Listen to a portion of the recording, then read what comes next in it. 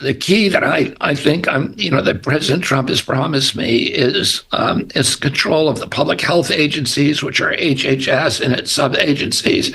Hello again, everybody. Today we're going to take a look at a Kyle Kulinski clip where he's talking about RFK and this sort of idea that RFK would be in charge of all the health agencies. Of course, this was recorded prior to the election.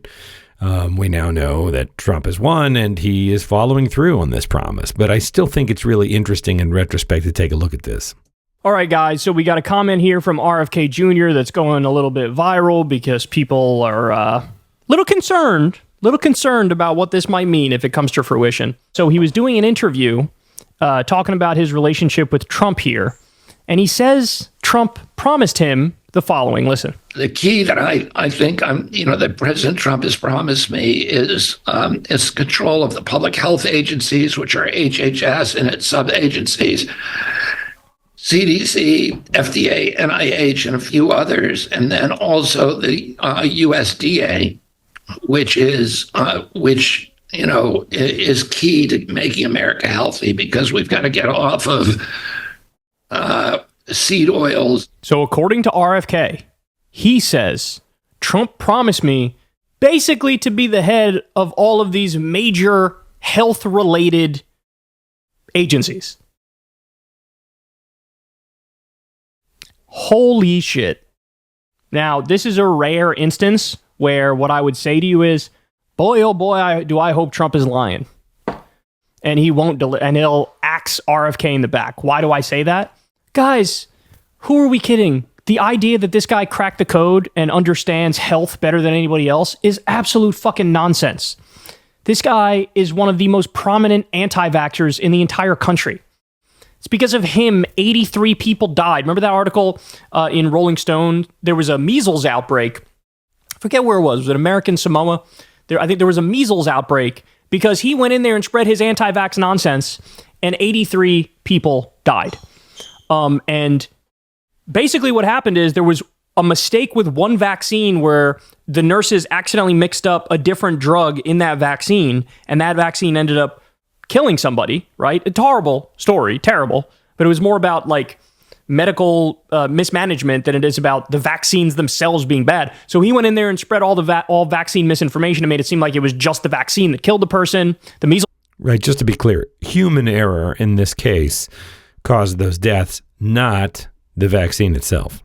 Vaccine, and then the government took it seriously. People stopped taking the measles vaccine. There was a measles outbreak. 83 people died. This is his track record on health. Can we be serious here?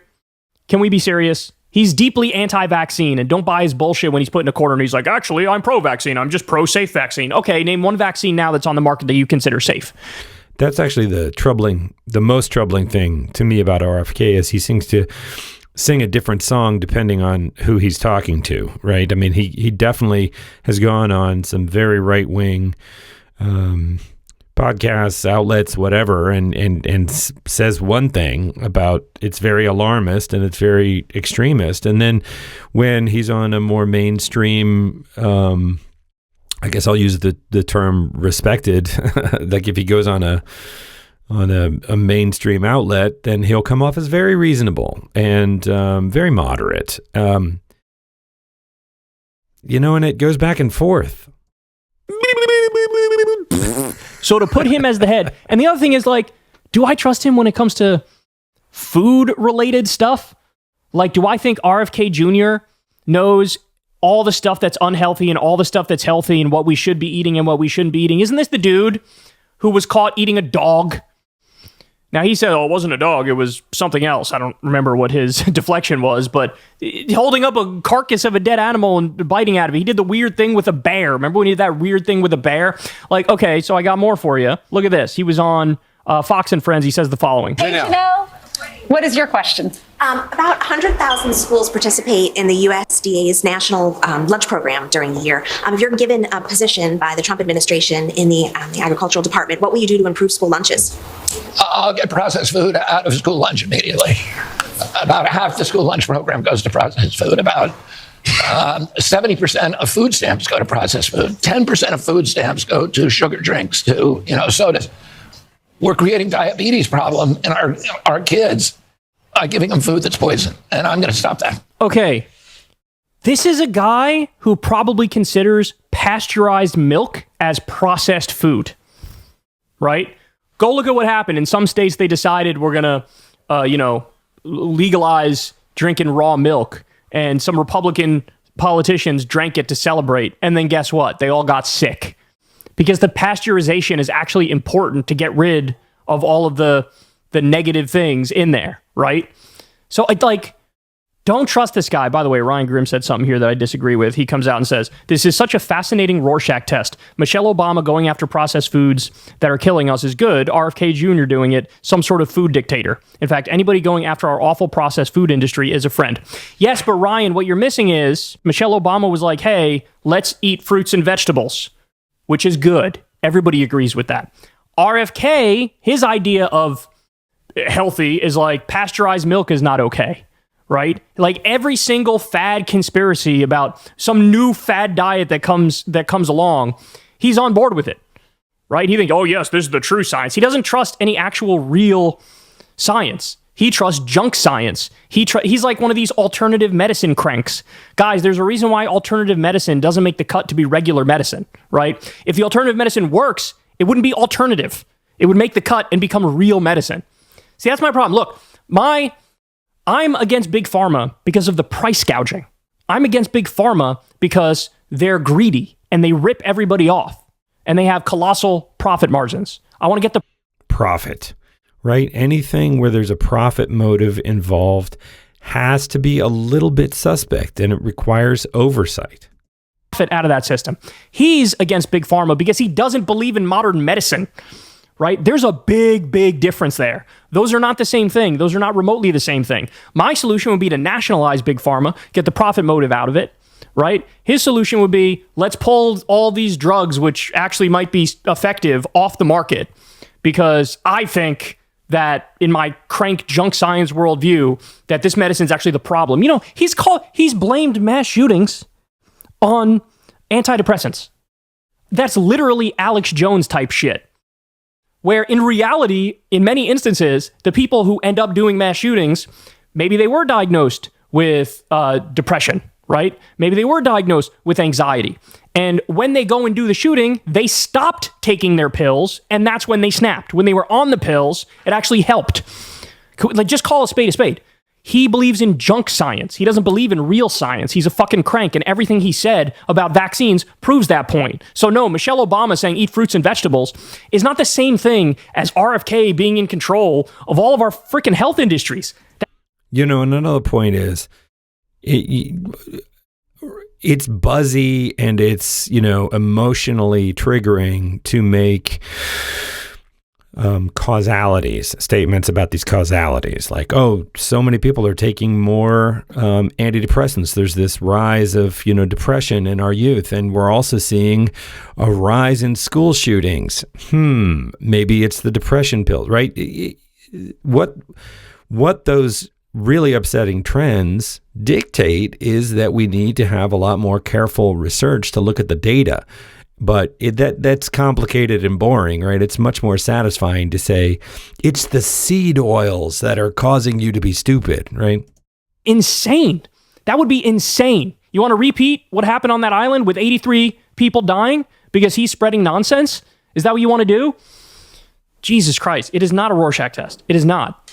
RFK believes in junk science. Michelle Obama was just saying, hey, let's eat some fruits and vegetables. So...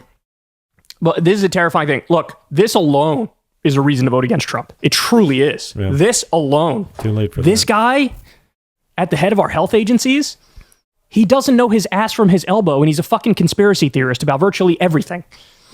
You should not trust him to make decisions as it pertains to everybody's health. That is a terrifying notion. By the way, now, just so everybody's clear about how bad he is on issues of science, he used to talk about climate change all the time. Now, totally caved to the right-wingers. Doesn't talk about it at all. Doesn't talk about climate change at all. He wants to fit in now with MAGA, so he dropped one of the big things that he cared about for years, and now he says, oh, it's a divisive thing to talk about.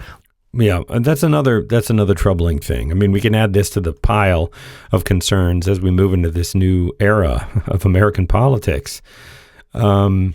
But changing your position or dialing down what you talk about, Trump is enough of a mercurial figure, and he's appointing a bunch of loyalists, essentially people like RFK Jr. and Elon Musk. They're willing to be loyal enough to him to get into these prominent positions of power, but it's really unclear on how that's going to unfold because they have other motivations. With Elon Musk, you can just point to a profit motive, right? I mean, he's probably the biggest single beneficiary of government contracts, and now he's going to be in charge of how the government spends its money with Marjorie Taylor Greene, of all people. But with RFK Jr., it's a little less clear what his motivation is if power itself isn't the driver.